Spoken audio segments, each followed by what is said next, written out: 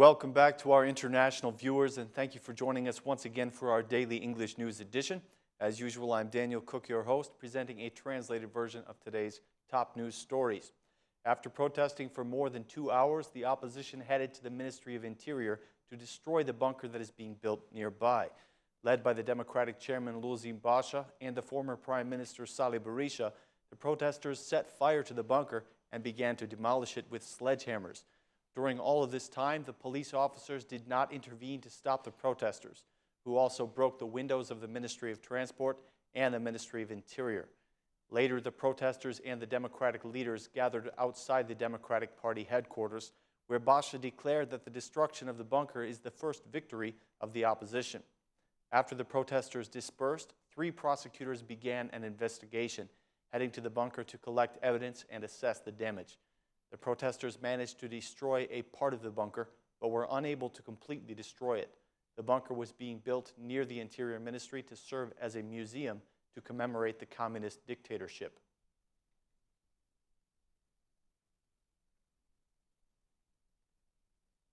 Today, the opposition commemorated the 25th anniversary of the student movement and the fall of communism with a protest outside the Prime Minister's office.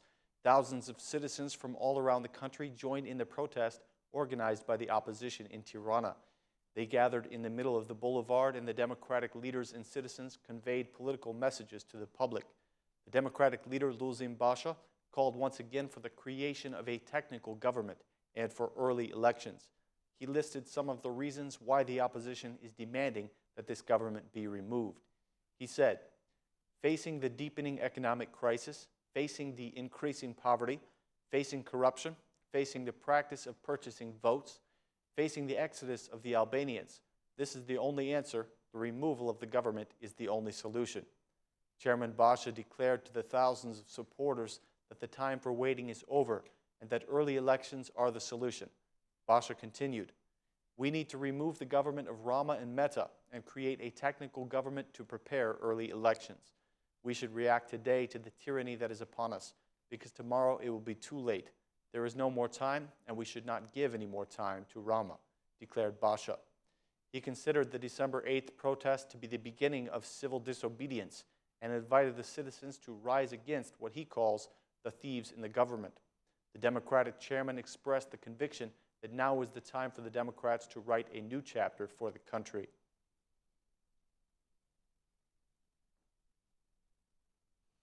The protest of the opposition today did not go off without incident. The demonstrators became unruly at the very beginning, throwing eggs at the Prime Minister's office. The situation was intensified later when a group of protesters crossed the police barrier protecting the office. Then they began to burn signs bearing the portrait of Rama, using the poles that were left over to beat on the outside of the building. They began to throw paint, smoke flares, and stones at the Prime Minister's office. The tension was only increased by Basha's speech, after which they began to bombard the Prime Minister's office with rocks, despite the 1,500 police officers that were engaged to keep the peace.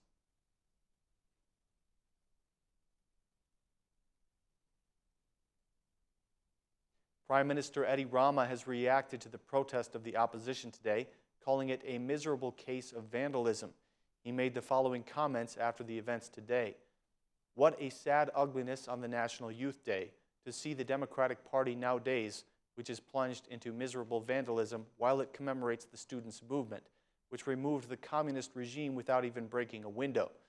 What a sad ugliness to compare to the protest of 25 years ago, with this poor show of the Democratic Party, breaking windows, setting fires, and damaging public property in the middle of the boulevard. What a sad ugliness to see the Democratic Party 25 years after its creation as a force of hope and trust, to see it being transformed into a dead hope that tries to revive itself by throwing stones and oil on public investments. My sincere regret for the poor blind men who do not know what they are doing, with stones in their hands. I am disgusted at the politics of the Democratic Party, without vision, without leadership, without any alternative to govern, and unfortunately, without any relation to the European time of Albania, without dreams, without the hopes or problems or troubles of today's Albanians," wrote Prime Minister Rama on his social networks.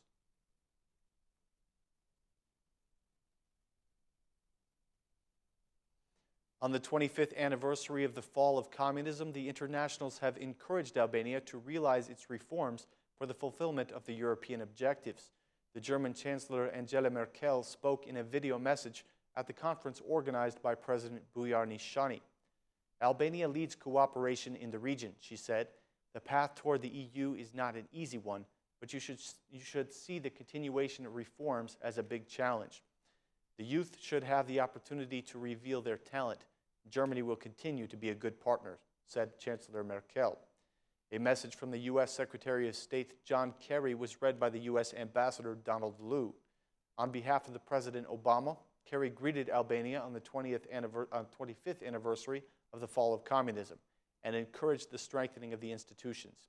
His message read, "On behalf of President Obama and the American people, I offer my sincere congratulations to all Albanians as you celebrate the National Youth Day, which this year marks the 25th anniversary of the student movement, which led to the fall of communism on December 8, 1990. This historic transition was championed by the brave leaders of the student movement, bolstered by the regular citizens who marched and demonstrated against the dictatorship and aided the courageous former party members who assisted in establishing popular rule. On this occasion, we recognize the great strides Albania has taken over the past quarter century. Today, Albania is a dedicated NATO ally, contributing to international peace and security. Albania is also on the path toward full Euro-Atlantic integration, making necessary reforms to strengthen its democratic institutions and develop a competitive free market economy. The United States values its warm friendship with the Albanian government and people and looks forward to deepening our partnership in the future," writes Mr. Kerry.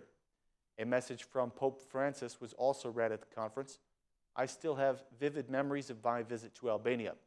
I pray that the leaders of religious communities will cooperate with each other to build a fair society and convey my blessings to the people of Albania," reads the message of the Pope.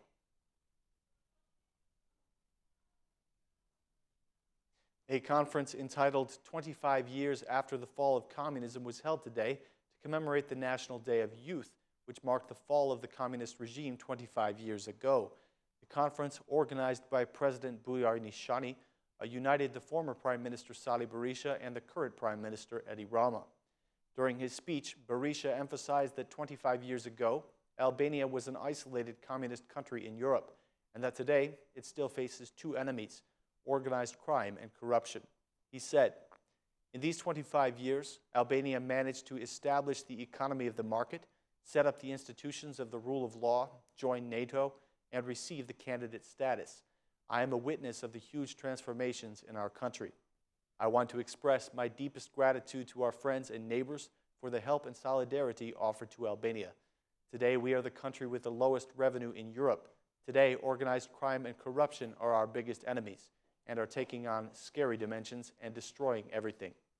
They are being fought against with the same courage as the evil of 25 years ago," said the former Prime Minister Sali Berisha. Mr. Rama highlighted that Albania was the most barbaric country in Europe. He brought back the call of the students 25 years ago, "We want an Albania like Europe," to show that the dream goes on.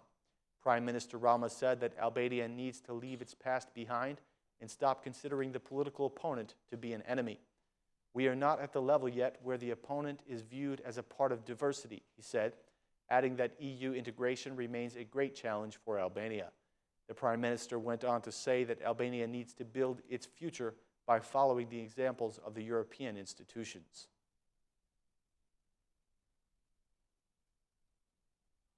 Thank you so much for joining us again today for our English News Edition. Remember to tune in tomorrow at the same time for the latest news in English. Have a great night and see you tomorrow.